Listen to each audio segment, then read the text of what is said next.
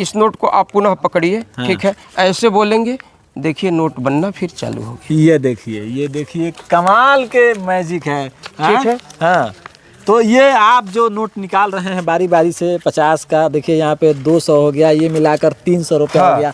अच्छा, अब ये जितना देखिए बन जाए। हाँ। इसकी तो हम वो गारंटी नहीं लेते हैं, लेकिन जब तक बन रहा है तब तक बन रहा है। ठीक है, चलिए ये भी खाली है जी, और ये भी मेरा हाथ खाली है। चलिए पुनः आप इस नोट को पकड़िए और ऐसे करेंगे, टच करेंगे तो शायद आपके बालों से भी नोट। चलिए लेते जाइए।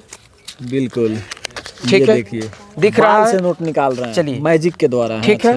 ये भी हाथ खाली है और मेरा ये भी हाथ खाली है। ठीक है, इस नोट को आप फिर पुनः पकड़ सकते हैं। चलिए ऐसे पकड़ेंगे, ठीक है, ऐसे और ऐसे करेंगे तो देखिए आपके गालों से नोट, आपके दाढ़ी से।